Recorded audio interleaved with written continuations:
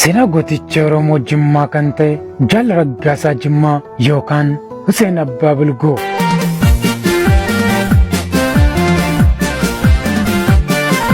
Raggaasaan Jimmaa yookaan Huseen Abbaa Bulgoo naannoo Jimmaatti dhalateedha.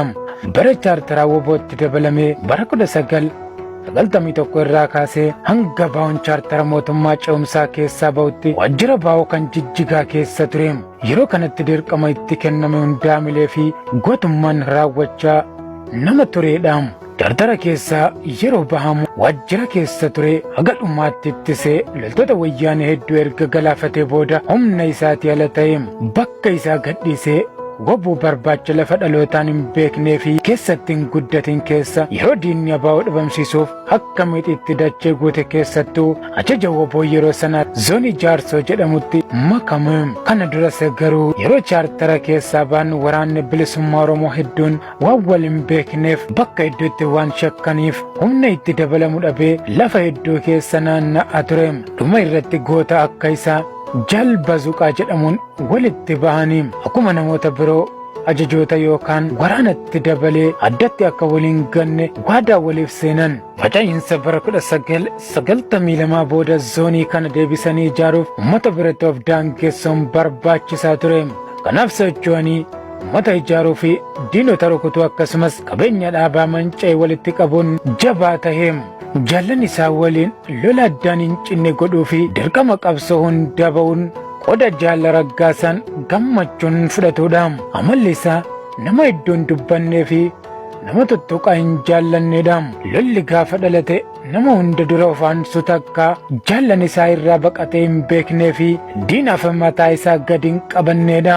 Jaallan hedduu waliin dabarse keessaa seenaa isaa kan adda godhu lola keessatti takkaa gadi taa'ee dhukaasuu dhabuu fi lubbuu isaatiif xiqqoollee nama hin yaaddoofne ta'uu isaati. Dhuma bara 1993 keessa lola irratti harka diinaa seene. Naannoon itti lolaa ture kun diinaan marfame waan ta'eef yoo rasaasni tokko dhuka'u diinni yeroo gabaabaa keessatti bakka 3-4tti walii birmatee humna keenya marse. Lolli bakki itti ta'e naannoo Kombolchaa yookaan Harargee, Ejersaa Goroo, Malkaa Raafuu fi Odaa jidduutti. Lola hedduu hawwaa erga godhanii diina lakkoofsaan hedduu ta'an barbadeessan booda humna isaanii ol ta'ee humni waraana bilisummaa faffaca'e. Jaal Raggaasaa Jimmaa lola keessa qofaa isaa duubatti hafee bahee haga tokko deemee qawwee baatee qofaa isaa guyyaadhaan dirree keessa deemu waan ittiin tolleef deeggartoota keenyaan gargaaramee humnatti deebi'uu murteeffate. Isaa qawwee addaan hiikaa jiru diinni waliif birmachuun osoo inni hin argin diinni isa argite to'annoo ishee jala oolchite. Diinni kun Jaal Raggaasaa kana qabee kambii waraana Malkaa Raafuu yookaan magaalaa Kombolchaa geesse. Harka duubatti hidhanii mana hidhaatti darbatan. Jaal Raggaasaan garuu harka hin kennanne.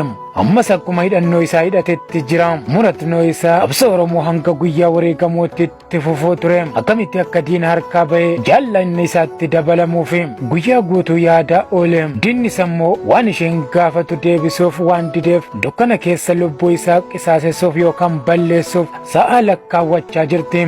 Yeroo xiqqoo dukkanaa'u waan godhuu danda'u erga mataatti guuttatee booda mana fincaanii nageessaa jedhee guyyaa garuu hidhaa harka ofirraa ciree akka hin beekamnetti harka duubatti dachaasee akkuma harki isaa hidhaa jiru fakkeesse. Ala na baasaa jedheeni yeroo bakka fincaanii ga'u harki kiyya hidhaadhaa ziippii kofoo kiyyaa narraa furi jedhee waardiyyaa qawwee nyaachifatee duuba deemu gaafate. Yeroo waardiyyichi gadi jedhu jilbaan of rukutee lafa buusee qawwee isaa butatee dallaa shiboon ijaarame utaalee bahee qawwee isaa fannoo shiboon qabee baafachuu dadhabee inni nagaan bahee. Kan nama raaju Jaal Raggaasaan yommuu gootummaa akkanaatiin diina galaafatee hidhaa cabsee ba'u diinaan akka malee reebamee golgaan lafee isaa cabaa fi dugdi isaa akkasumas qaamni isaa hundi bututaa ture. Ji'a tokko ol erga tajaajilamee kan inni deebisee hidhannoo isaa hunda caalatti jaallachuun fannifachuudha danda'e. Seenaan goota keenya Jaal Raggaasaa Jimmaa kun dheeraadha. Fuulduratti qorannee ragaa qabatamaa waliin qindeessinee dhalootaaf kan ol keenyu ta'am. Galatooma. Kan ormaa taate maal godhu har'aa boreetu kana fide.